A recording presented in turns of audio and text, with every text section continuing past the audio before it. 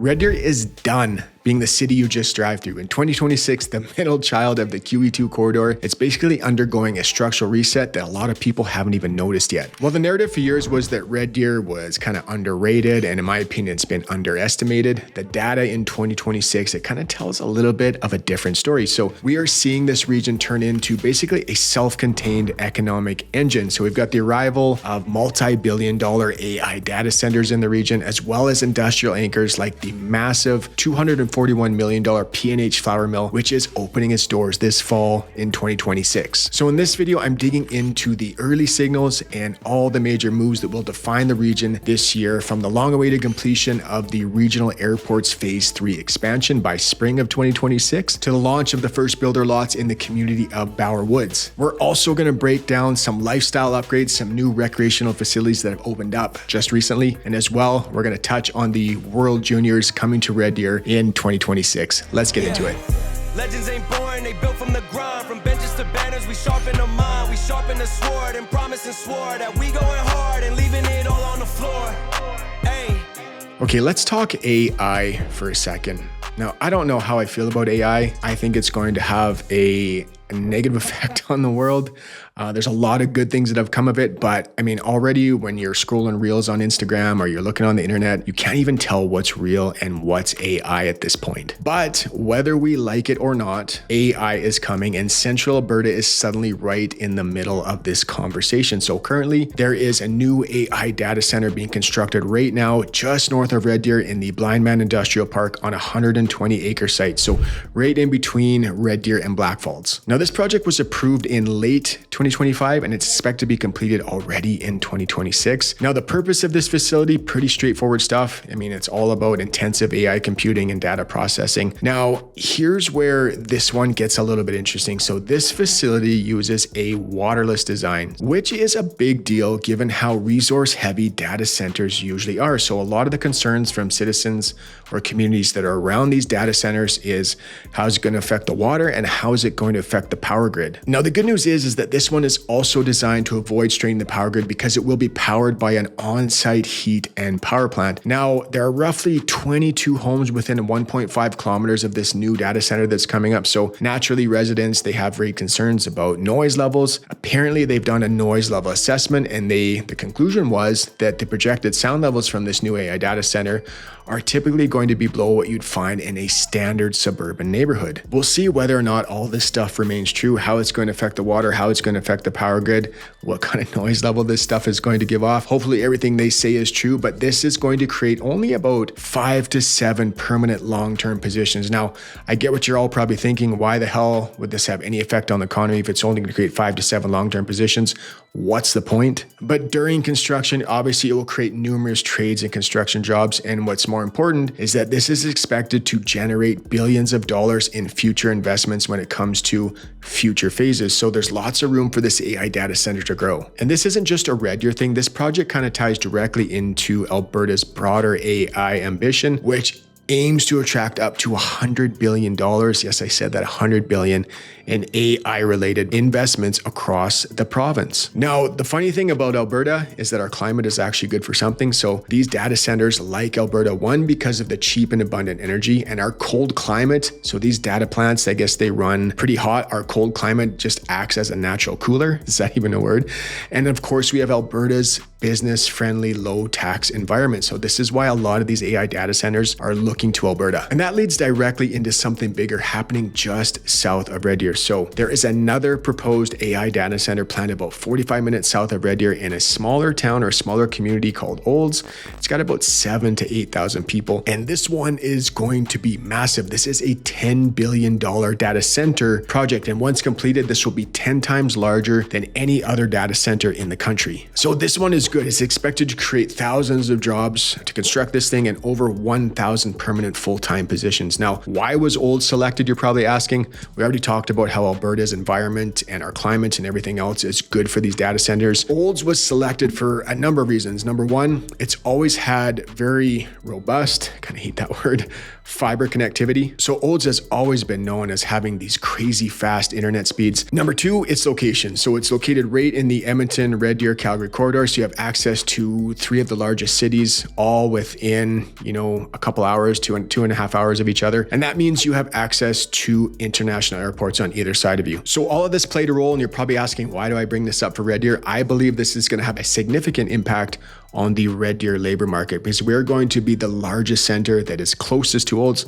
I mean, of course, this is going to have a huge effect on the town of Olds. It's going to be massive, but I do think that Red Deer may become the primary residential and service hub for much or a lot of that workforce for this data center. And in case you guys are new to the channel, my name is Kyle. I am a realtor in the area. If you would like any help making the move here, you don't have to figure this out on your own. We help hundreds of people moved here over the last couple of years. We are specialists at it. My information will be on the screen right now. It'll be pinned in the comments below, as well as the description. We'll love the opportunity to earn your business. All right, let's get back to the video. All right, now let's kind of move away from the industrial stuff and let's talk about something a little more recreational and a little bit more fun. Now, in case you don't know, Red Deer has a huge pickleball community. So in Red Deer, we're home to one of Western Canada's largest outdoor pickleball facilities. So we have 20 courts.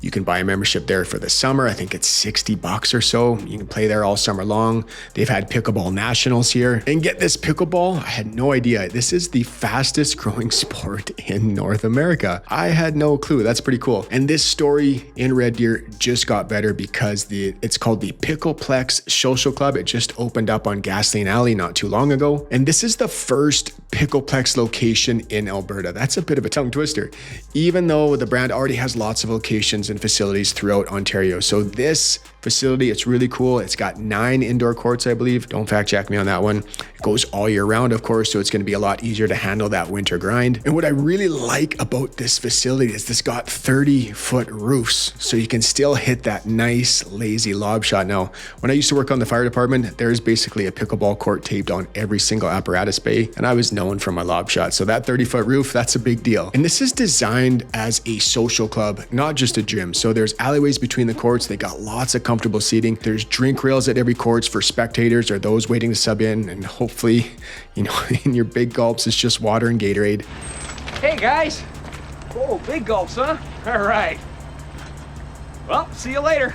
And something really cool about this place is that each court has AI-powered camera systems. I believe there's 9 cameras per court, so you can record yourself and you can live stream your matches. So really cool. All right, now let's talk about one of the most visible transformations happening in Red Deer right now, and that is the Capstone project. So this is over 20 acres of former industrial riverfront. So this is being transformed into basically a vibrant neighborhood downtown. The vision for this area is a mixed-use urban village. People can basically live, work, and play right by the river, which is hard to do in Red Deer because it usually is really, really expensive. Now, we're going to show you some footage. If we compare, I think the footage I have is from just a little bit earlier this year. So you compare earlier this year to the progress now, you'll see that there is a lot going on there. So this place is going up super fast. The first complex that they built was called the Alex.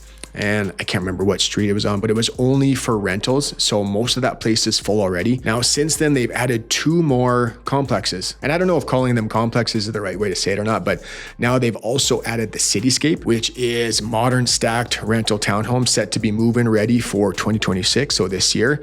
And they've also added the really cool building called the Premier. So this is going to include a mix of 2-story ground level townhomes as well as apartment buildings.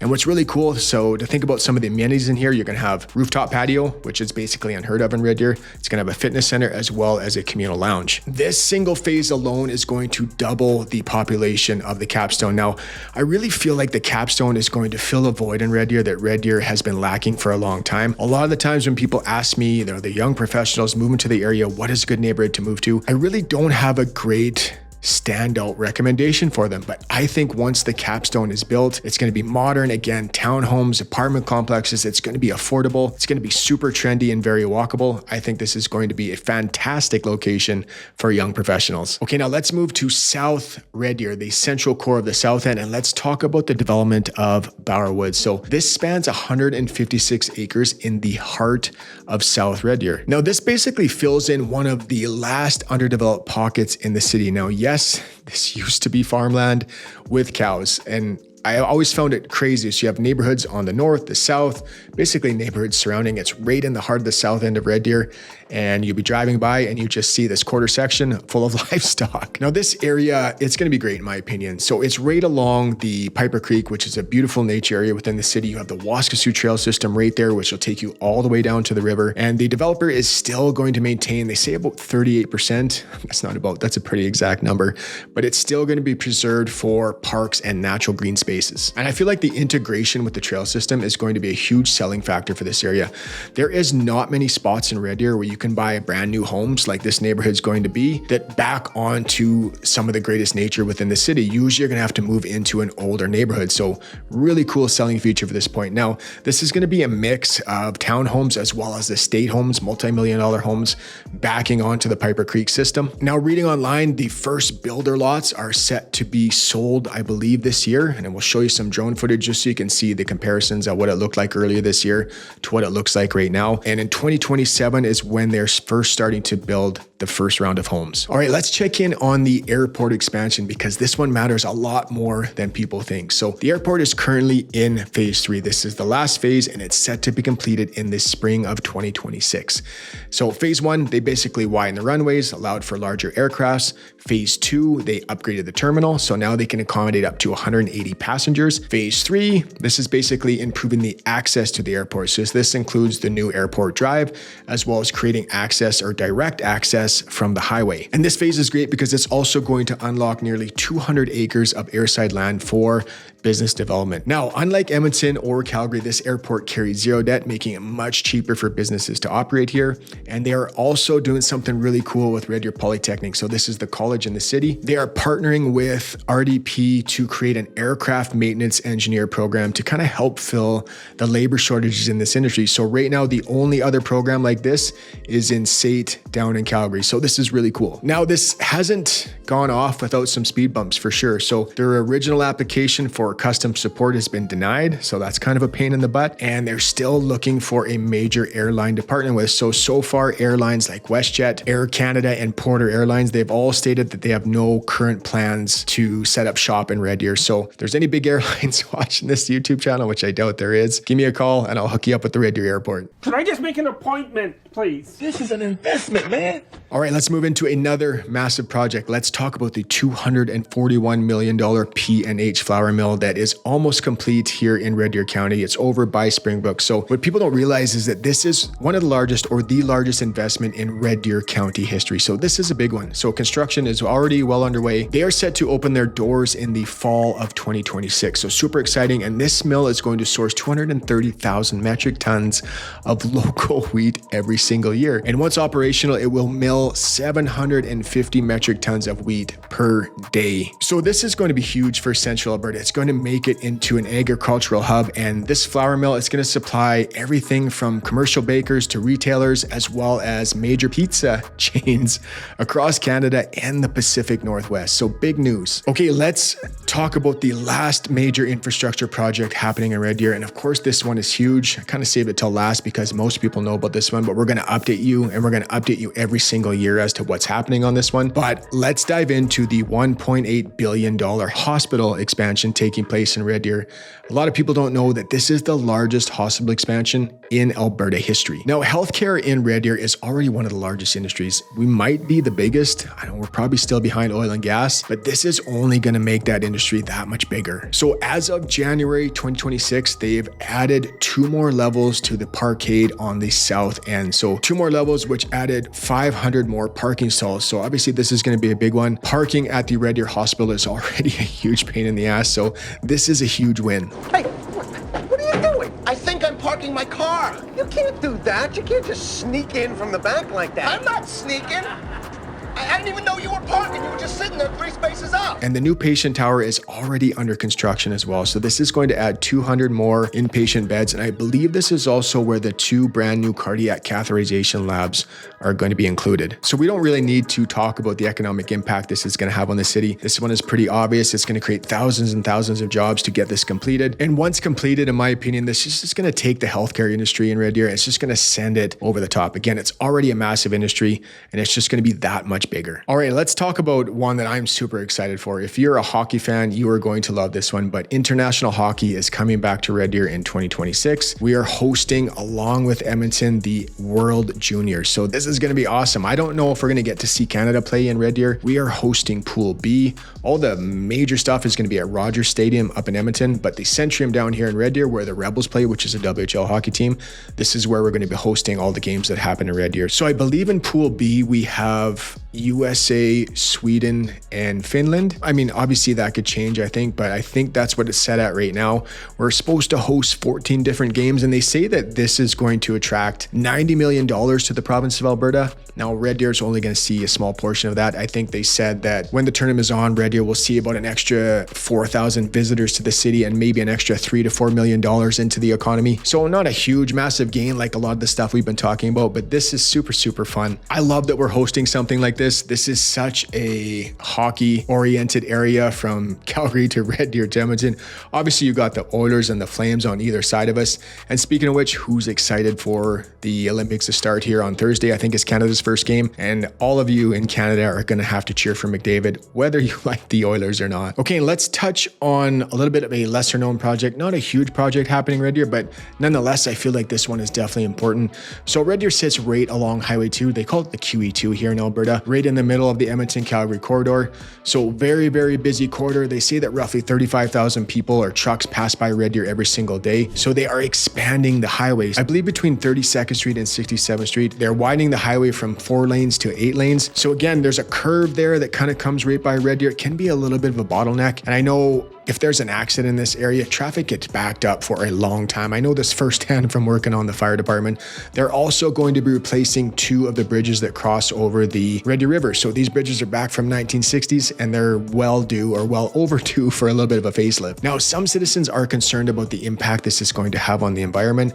So just on the east side of Highway 2, a little bit more towards the north end of the city, we have some wetlands as well as a really nice park within the city called Maskapatoon Park. And so far, the design of widening the highways cuts through the northwest edge of this park. As well, there's some citizens that are concerned about who live in Oriole Park West. So this is a neighborhood that's relatively close to the highway right now. And when that highway is widened, potentially that could move the highway even closer to those neighborhoods, maybe possibly affecting the value of the houses in those neighborhoods. I don't think it will, but there definitely is the potential there for sure. Now, the designs for this remain preliminary, but the city is working with the province to kind of minimize the damage and basically determine how Red Deer can be compensated for any of the harm the highway is likely to cause. Now, I do think that this highway does need to be widened. Again, it's such a bottleneck there in Red Deer. There's so many vehicles. It's such a busy spot, but hopefully the province and the city can figure out a way to preserve the natural area or the parks that are located along the east side of Highway 2 and hopefully keep the homeowners in Oriole Park West happy as well. So I really hope you guys enjoyed the video. That's all I got for you today. If you would like any help making the move here, my name is Kyle. I am a realtor in the area. Use this info popping up on the screen right now. It'll be pinned in the comments below as well as the chat. I'll see you guys next week.